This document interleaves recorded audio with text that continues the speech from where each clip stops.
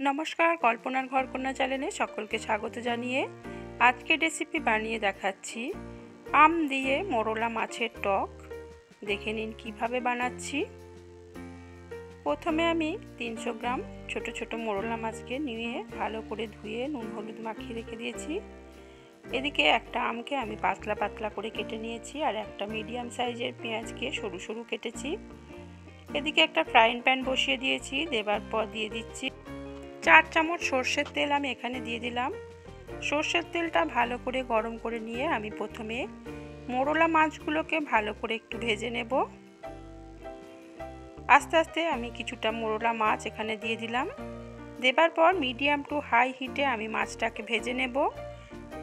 খুব কড়া করে ভাজবো না, একটু নরম থাকলেও কোনো অসুবিধে নেই। বেশি কড়া করে ভাজলে কিন্তু মোরলা মাছ শক্ত হয়ে যায়। দেখুন এরকম নরম অবস্থায় আমি মাছগুলোকে এখন তুলে নেব।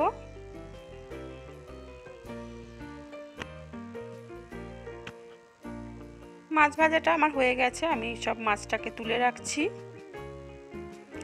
খুব সহজ একটা রেসিপি এই রেসিপিটা। মাছের এই আম দিয়ে মোরলা মাছের টকটা গরম ভাতের শেষ পাতে খেতে সবার খুব পছন্দের একটা রেসিপি। বাকি মাছগুলোকেও আমি ওই তেলের মধ্যে ভেজে নিচ্ছি। একটু সময় ধরে মাছগুলো আমি লাল করে ভেজে নেব।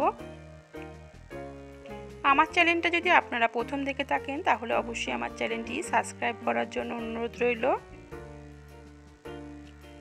মাছগুলো আমার উল্টে আমি আরও ভালো করে ভেজে নিয়েছি। দেখুন মাছ ভাজাটাও এখন তুলে নিচ্ছি। এবার ওই ফ্রাইং প্যানের মধ্যে আরও দিয়ে দেব 2 চামচ সর্ষের তেল। তেলটা গরম হয়ে গেলে আমি দিয়ে দিচ্ছি হাফ চামচ এখানে 5 ফোড়ন আর 2টো শুকনো লঙ্কা। 5 ফোড়ন শুকনো লঙ্কাটাকে একটু নাড়াচাড়া করে ভেজে নিচ্ছি। নেবার পর আমি যে পেঁয়াজটা কুচিয়ে রেখেছি পেঁয়াজটাকে দিয়ে দিলাম। পেঁয়াজটাকে দিয়ে আমি একটু হালকা রং ধরে যাওয়া পর্যন্ত ভেজে নেব।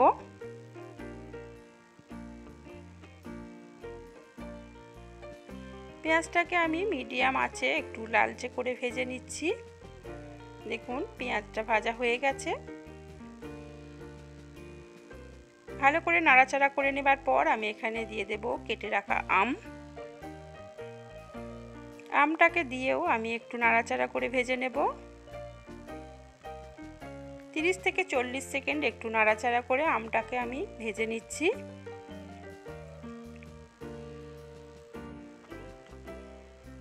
দেখুন আমটা আমার একটু ভাজা ভাজা হয়ে গেছে। এবার আমি দিয়ে দিচ্ছি পরিমাণ মতো লবণ।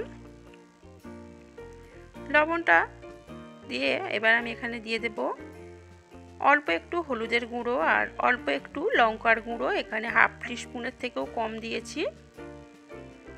দিয়ে আমি একটু আবারও নাড়াচাড়া করে নিচ্ছি।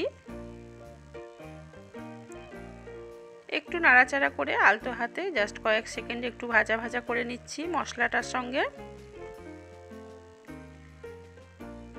এবার আমি এখানে দিয়ে দেব 1 কাপ পরিমাণ জল।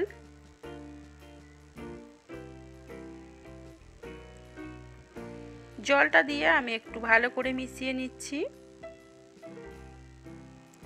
এবার আমি মিনিট 3 এটাকে ঢাকা দিয়ে আমটাকে সিদ্ধ করে নেব।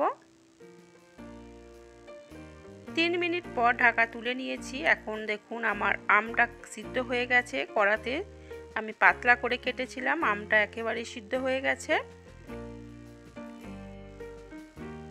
এবার আমি এখানে দিয়ে দিচ্ছি 1 থেকে 1.5 চামচ চিনি।